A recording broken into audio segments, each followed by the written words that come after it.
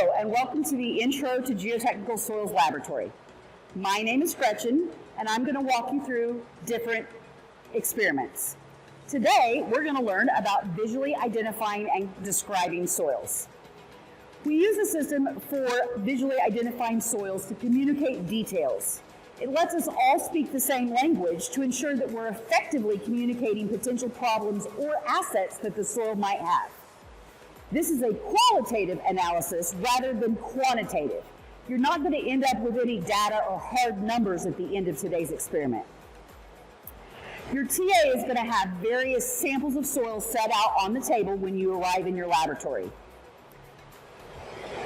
You need to make sure prior to every experiment that you've watched the videos on your canvas, you've read through the slides, you've taken any pre-lab quizzes, and you're aware of what's expected of you. Additionally, at the end of every experiment, you need to make sure that you've checked in with your TA prior to leaving. So let's get started on visually classifying soils. The first thing you need to ask yourself is it coarse-grained or fine-grained? How do we know? A good rule of thumb is to hold the soil about 10 inches away from yourself and look and see, can I see the individual grain particles with the naked eye? So here I've got 3 soil samples for us to look at to see. So the first one, I can hold it about 10 inches away and I can definitely see the individual particles. These are rocks or gravel. So this is a coarse-grained sample. So let's start with the coarse-grained. Coarse-grained particles are just visual descriptions. In your slides, there are tables that will walk you through how to do the visual descriptions of coarse grains. The first table is table 7.1, and it's a grain size distribution. You will have learned about this in your lecture, and you'll utilize that table to describe the grain size distribution of the sample that you're classifying.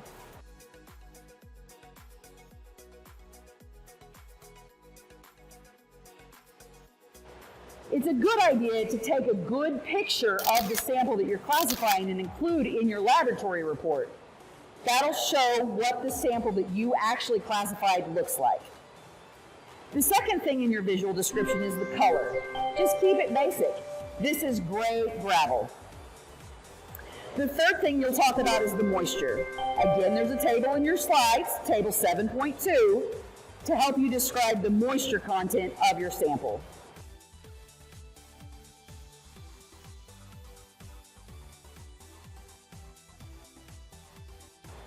The next thing you'll say is grain size. That's table 7.4. It'll walk you through how to describe the grain size.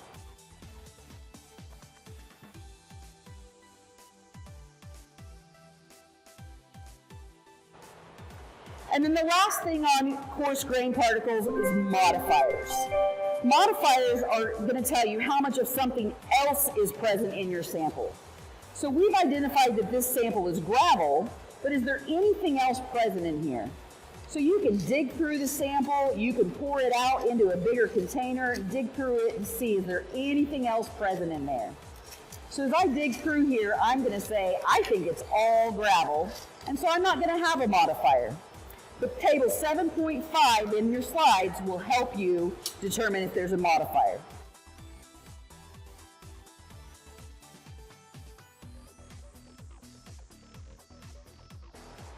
So once I've been through all of my visual descriptions, I'm going to take all of those and put them together and choose a unified soils classification symbol, and group name that best describes what I've chosen. And again, in your slides, table 7.1 will help me for that. An example of that would be GW, well-graded gravel, gray, dry. That's what I'm going to call this sample, and that's what I'll record in my report. So let's look at our next sample. I'm going to look at it from about 10 inches away and say, can I see the individual grain particles?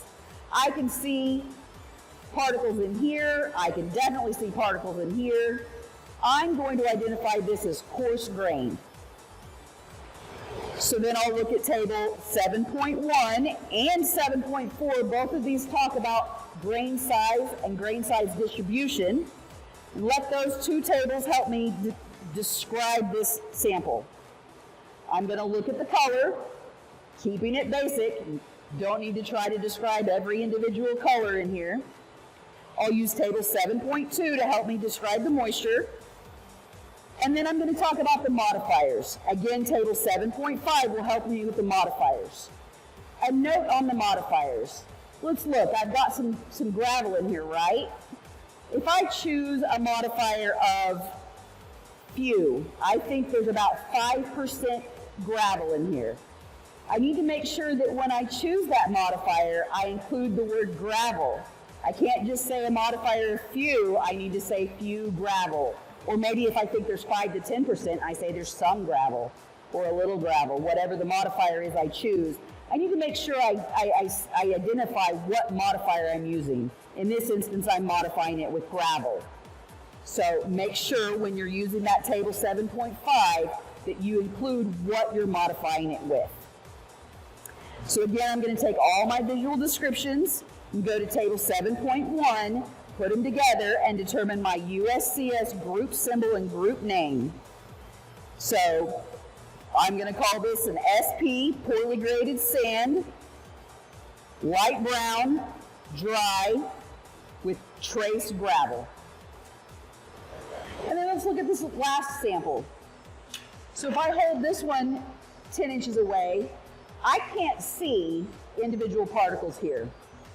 I can see some big clods, but the most of them, I can't see individual particles.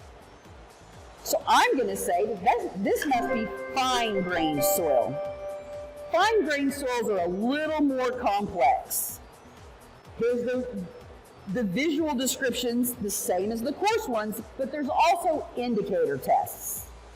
So let's go through the visual descriptions again. We're going to talk about the color. Again, keeping it basic, I'm going to call it brown. There's the moisture. Going to use table 7.13 this time to talk about the moisture. There's the modifiers. I've got a tiny little bit of gravel in here, but less than 5%, so I'm not going to use a modifier. But now I've got something else. I have indicator tests. Indicator tests are run on the fine grain. So we're going to come over here and we're going to run indicator tests on this material. The first indicator test we're going to run is plasticity. Plasticity is described in table 7.15 of your slides.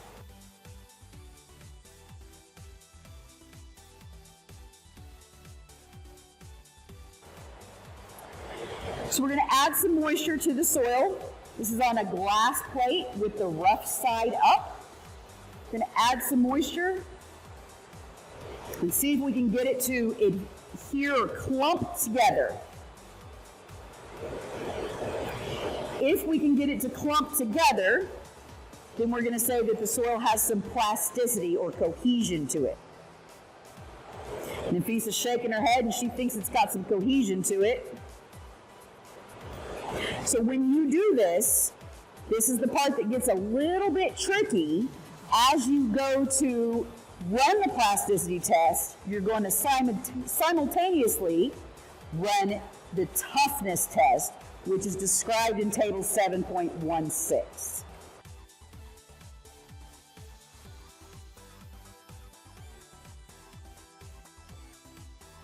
So we're going to talk a little bit more about the plasticity test. You're going to roll out this soil into a thread or a cylinder that's approximately 3 millimeters in diameter. I can't visualize 3 millimeters in diameter, so we have a rod to utilize to help you visualize what 3 millimeters in diameter is. This will be placed at your station. Your TA will have this ready for you, placed here with the glass plates. And so as you're rolling out this soil,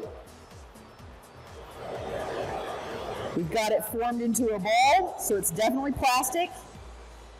Now you're going to roll it into a thread and try to get it to this 3 millimeters in diameter. That is at its plastic limit. you need to pay attention to how much pressure do you have to put on that soil to get it to that 3 millimeters in diameter. If you have to put a lot of pressure on it to get it down to that 3 millimeters in diameter, then that soil is tough. If it doesn't take very much pressure at all to get that soil down to that 3 millimeters in diameter, then it's not very tough. So simultaneously, you're going to run the plasticity index, if the soil will adhere to each other and roll into this thread, and the toughness index, how tough is it to get to that 3 millimeter diameter. And I want to point out that these two indicators go hand in hand. If soil has low plasticity, it doesn't want to form this 3 millimeter thread. It's also going to have low toughness. It's not going to take very much to cause it to fall apart. If soil has high plasticity, it's very easily forming this thread. It's going to be very tough and going to be hard to get it down into that skinny 3 millimeter thread. So this indicator test, the toughness and plasticity combined, is run on all fine-grained materials. That includes any fine-grained modifiers that you have on your coarse-grained materials. So the first two soils that we looked at, our gravel and our sand, if I had dug through those samples and I had found quite a bit of fines in there and I wanted to modify them with silt or clay, I would have needed to run this test on those fines to determine if my fines were silt or clay.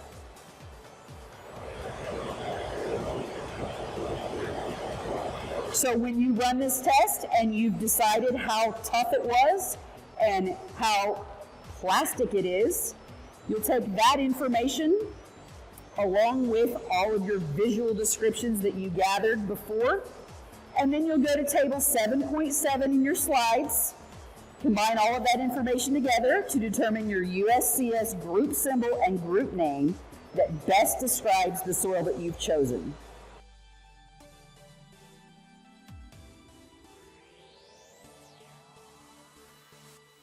So in this instance, we'll probably call this as CL lean clay with medium plasticity and medium toughness.